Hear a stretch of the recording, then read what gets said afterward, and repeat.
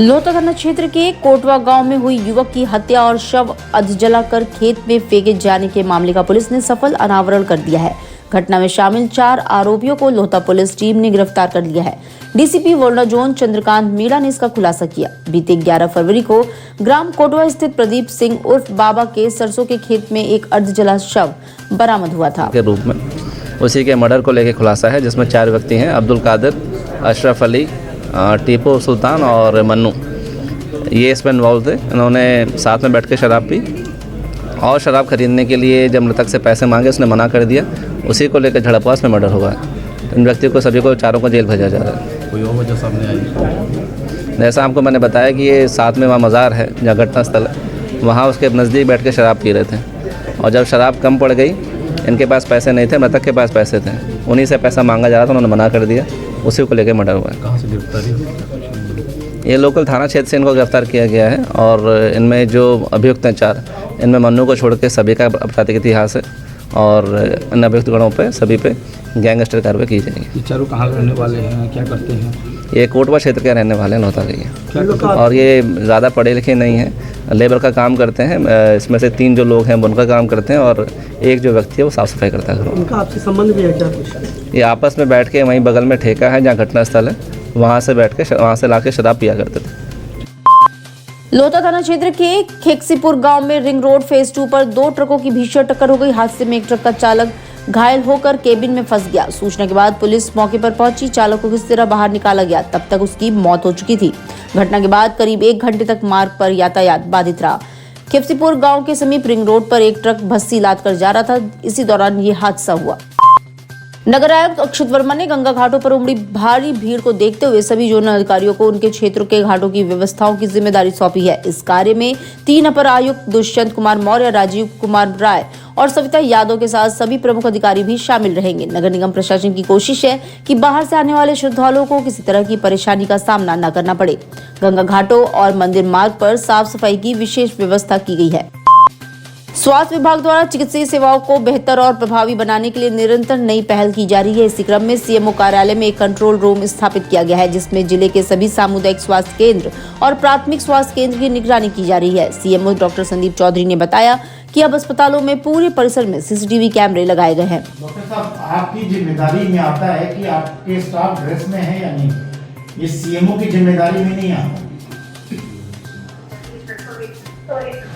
और अगर आप डिसिप्लिन नहीं क्रिएट कर सकती हैं तो एक डॉक्टर का काम ये भी होता है कि अगर डिसिप्लिन क्रिएट करता है तो पेशेंट को भी डिसिप्लिन वे से देखता है। महापौर अशोक कुमार तिवारी और नगर आयुक्त अक्षत वर्मा ने शहर के विभिन्न क्षेत्रों का स्थलीय निरीक्षण किया। इस दौरान दुर्गाकुंड पोखरे, कुरुक्षेत्र तालाब, अस्सी घाट और दशाश्वमेध घाट सहित कई इलाकों में चल रहे सौंदर्यीकरण और सफाई कार्यों की समीक्षा की गई।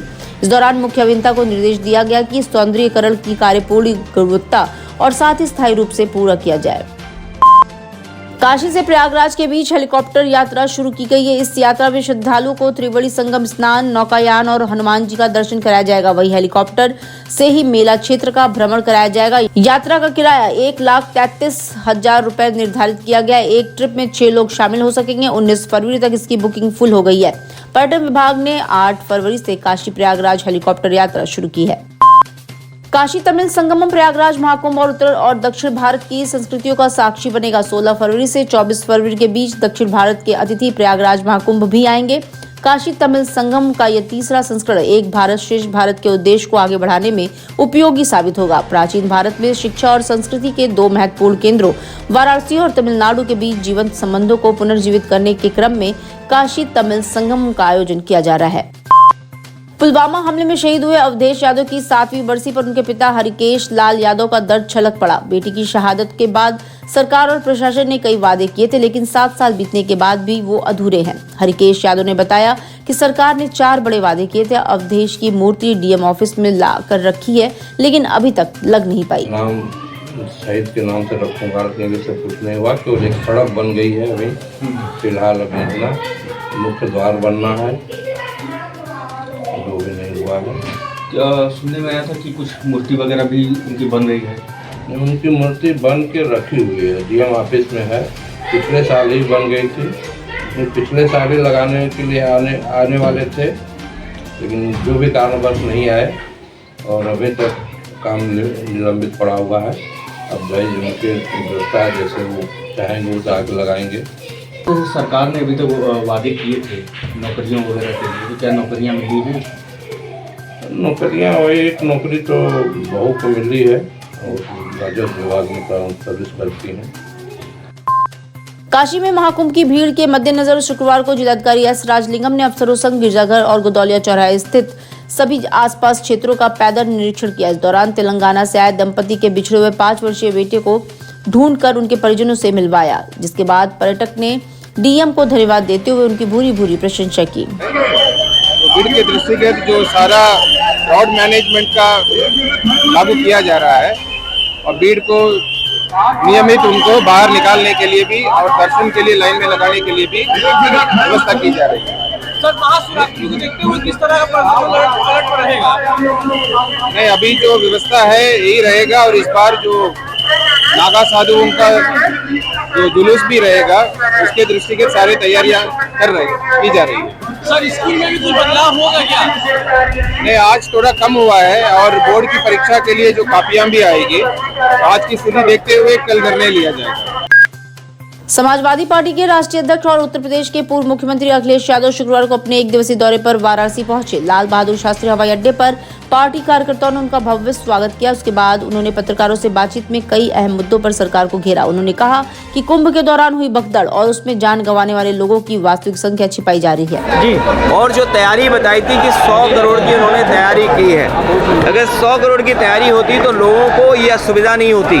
लोगों की जान गई है, लोग बड़े पैमाने पर परेशान हुए हैं। जाम में न केवल श्रद्धालु लोग और जो लोग आए थे दर्शन के लिए वो परेशान हुए, बल्कि आम जनता भी परेशान हुई है। लोगों की जान गई है। जो सरकार लगातार दावा कर रही है वो अभी तक ये नहीं बता पा रही कि जान कितनों की गई है। केवल भगदड़ की जान नहीं, जो लोग यहाँ आए दर्शनार्थी श्रद्धालु उनकी भी बड़े पैमाने पे जान गई है, जो सरकार छिपा रही है। 50 करोड़ तो नहीं आए हैं, 60 करोड़ लोग आए हैं। आप भी झूठ मत बोला करो। आप उनकी गिनती कम मत करिए। वीआईपी मूवमेंट बंद नहीं हो रहा है। आप उनकी गिनती कम मत करिए। वीआईपी मूवमेंट बंद नहीं हो रहा है। गिनती कम कर करके आप उनको भी परेशानी में डाल रहे हो। जो आंकड़ा आएगा वो 60 करोड़ का आंकड़ा आएगा, लेकिन 60 करोड़ के आंकड़े के बाद भी जिन लोगों की जान गई है, जो भगदड़ में मारे गए, उनकी भी अभी तक सूची नहीं दे पा रहे हैं।